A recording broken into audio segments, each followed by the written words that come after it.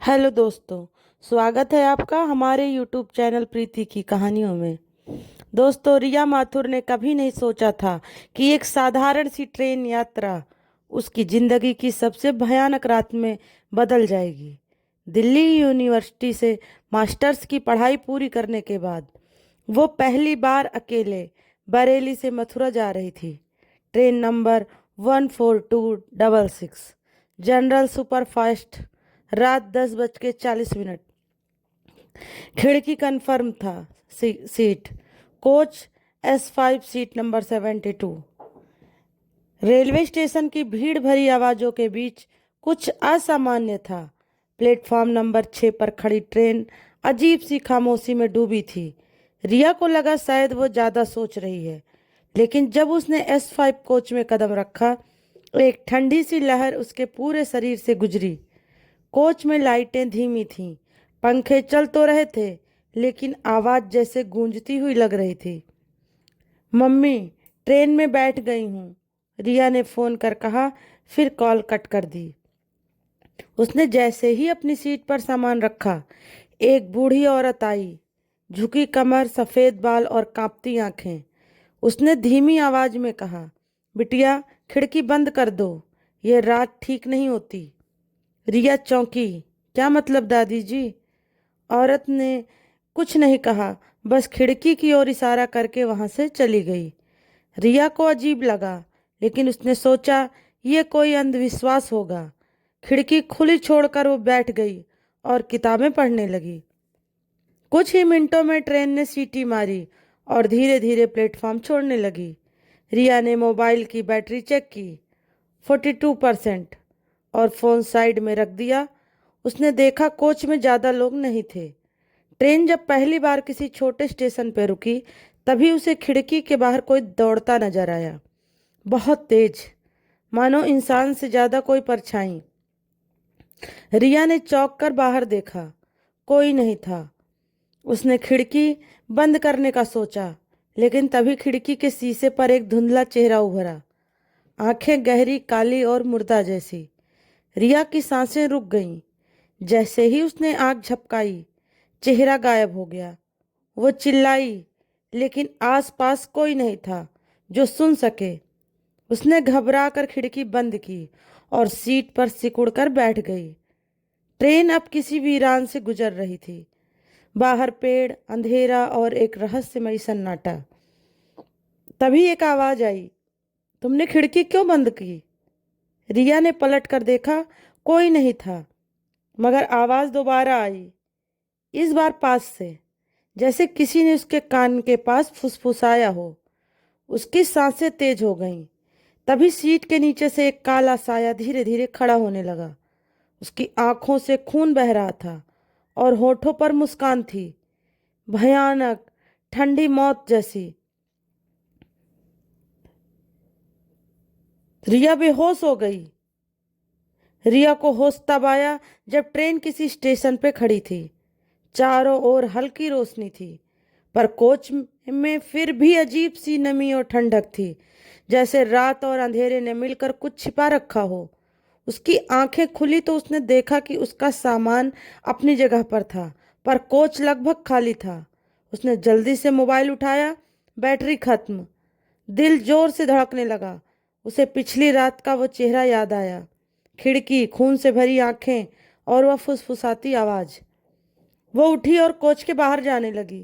तभी दरवाजे के पास उसे एक पुराना चमड़े का बैग दिखा, आधा खुला हुआ। जिज्ञासा से उसने उसे खोला। अंदर एक पुरानी डायरी थी, जिस पर लिखा था, R त्रिपाठी, हेड गार्ड 1987। उसने जैसे ही पन्ना पहला खोला, एक बदबूदार हवा का झोंका आया और पन्नों से रेत जैसी राख गिरी। पर जो लिखा, उसे देखकर रिया वहीं पर बैठ गई। 19 नवंबर 1987, रात 10:40, S5 कोच सीट 72। हर साल इस रात कोई एक आत्मा उस खिड़की से वापस आती है। उसे इंसान का शरीर चाहिए होता है। मैं उसे रोक नहीं सका। रिया के हाथ कांपने लगे। डायरी में हर साल के नोट्स थे, गायब हुए यात्री, अजीब घटनाएं और रेलवे की चुप्पी। डायरी के आखिरी में लिखा था, अगर तुम ये पढ़ रहे हो तो शायद तुम अगली हो। खिड़की मत खोलना, चाहे कुछ भी हो जाए, वो तुम्हें देख रही है। तभी ट्रेन ने सीटी दी और दरवाजा अपने आप बंद हो गया। रिया डर के मारे कोच में ही रह गई, पर तभी उसे लगा कि खिड़की की ओर से कोई उसे देख रहा है। धीमी फुसफुसाहट फिर आई। रिया, उसने डर के मारे आंख बंद कर ली, लेकिन डर अब सिर्फ उसके आसपास नहीं था, वो उसके अंदर जा चुका था। रिया पूरी तरह से जाग चुकी थी, लेकिन उसकी आत्मा जैसे सो नहीं रही थी, जागी थी किसी अनजानी आशंका में। ट्रेन की रफ्तार बढ़ रही थी और खिड़की के बाहर सिर्फ काली रेखाएं दौड़ती जा रही थीं। तभी एक झटका लगा। ट्रेन अचानक कुछ क्षणों के लिए रुक गई। रिया कोच के बाहर देखने लगी, लेकिन वहां कोई स्टेशन नहीं था, सिर्फ वीरान जंगल और घना अंधकार। उसी क्षण खिड़की पर किसी ने दस्तक दी, जोर से, 3 बार। रिया ने कांपते हुए पर्दे को हटाया। कोई नहीं था, मगर शीशे पर उंगलियों के निशान थे, उल्टे, जैसे कोई अंदर से नहीं, बाहर से नहीं, बल्कि अंदर की दुनिया से बाहर जाना चाहता हो। तभी सामने की बर्थ पर कोई बैठा हुआ दिखाई दिया। उसने चेहरे पर शॉल ओढ़ रखी थी। रिया ने पूछा, आप कौन हैं? उसने धीरे से सिर उठाया। एक चेहरा जो आधा सड़ा हुआ था, आंखें सफेद और होठों पर वही मुस्कान, वही चेहरा जो रिया ने खिड़की पर देखा था। वो बोला, तुम मेरी सीट पर हो। वो सीट मेरी थी जब मैं जिंदा था। रिया की चीख निकलने ही वाली थी कि उसने देखा कोच की बाकी बर्थों पर भी लोग बैठ चुके थे, लेकिन सबके चेहरे एक जैसे, मरे हुए, सड़े हुए, और एक जैसी मुस्कान, जैसे सब एक ही आत्मा के रूप हों। फिर वो चेहरा धीरे से बोला, हम हर साल एक को बुलाते हैं और अब तुम्हारी बारी है। ट्रेन फिर से चलने लगी, लेकिन खिड़की अब अपने आप खुलने लगी थी।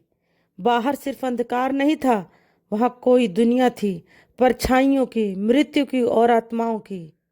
और जैसे ही खिड़की पूरी खुली, रिया की चीख पूरे कोच में गूंज गई, लेकिन सुनने वाला कोई नहीं था।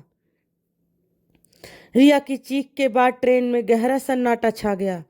कोच में अजीब सी ठंडक भर गई थी, जैसे किसी ने बर्फीली हवा का दरवाजा खोल दिया हो। खिड़की के पास अब कोई चेहरा नहीं था, लेकिन वह डर रिया की आंखों में चिपक गया था। कुछ देर बाद ट्रेन एक छोटे से स्टेशन पर रुकी। नाम कहीं नहीं लिखा था, न बोर्ड न लाइट, मगर एक प्लेटफॉर्म था, टूटा फूटा, जंग लगे खंभे और एक पुरानी घड़ी जो हमेशा रात के 10:40 पर अटकी थी। रिया को किसी अनजानी शक्ति ने नीचे उतरने को मजबूर किया। वो चाहती थी कि कोच से बाहर न निकले, लेकिन उसके पैर अपने आप चलने लगे, जैसे किसी ने उसकी आत्मा की लगाम पकड़ ली हो। स्टेशन पूरी तरह वीरान था, लेकिन तभी एक हल्की सी आवाज आई, बच सकते हो अगर समय से पहले वापसी कर सको। रिया ने पलट कर देखा। एक बूढ़ी औरत खड़ी थी, वही जो ट्रेन में पहले मिली थी। उसके हाथ में एक छोटा सा दीपक पकड़ा था। दीपक की लौ स्थिर थी, पर उसकी रोशनी में स्टेशन का अंधकार और भी गहरा लग रहा था। क्या हो रहा है? मैं कहाँ हूँ? रिया ने कांपती आवाज से पूछा। तुम मृत स्टेशन पर हो, बूढ़ी औरत बोली। हर साल एक आत्मा को यहाँ से खींचा जाता है। वो खिड़की से आता है और किसी न किसी को अपने साथ ले जाता है। रिया ने पूछा, मैं क्यों? औरत बोली, क्योंकि तुमने खिड़की खुली छोड़ी थी। उस आत्मा का दरवाजा, अब उसे रास्ता मिल गया है। तो मैं क्या करूं? कैसे बचूं? औरत ने दीपक रिया की ओर बढ़ाया। इस दीपक को खिड़की पर रख देना। अगर लौ बुझे बिना सुबह तक जलती रही तो तुम बच जाओगी, वरना तुम्हारा चेहरा अगली बार खिड़की पर दिखाई देगा। रिया दीपक लेकर वापस ट्रेन की ओर दौड़ी, लेकिन अब ट्रेन वैसी नहीं रही। कोच जले हुए लग रहे थे। सीटों पर धूल, दीवारों पर खून के धब्बे और हर कोनों में अजीब सी फुसफुसाहट। रिया ने दौड़ते हुए सीट 72 पर दीपक रखा। लौ कांपी, फिर स्थिर हो गई, मगर उस लौ के चारों ओर धीरे धीरे वही साए घूमने लगे। रात अभी बाकी थी और खिड़की की निगाहें अब अंदर की ओर नहीं, सीधे रिया की आत्मा पर थीं। रिया ने पूछा, मैं क्यों? बूढ़ी औरत बोली, क्योंकि तुमने खिड़की को अनदेखा किया। हर साल एक निर्दोष आत्मा खिड़की की पुकार नहीं समझती और वो उसका हिस्सा बन जाती है। पर मैं मरना नहीं चाहती। रिया रो पड़ी। अब तुम्हें उसे कुछ देना होगा, खुद से बड़ा कुछ, या फिर उसी का हिस्सा बनना पड़ेगा। बूढ़ी औरत ने दीपक उसके हाथ में रख दिया।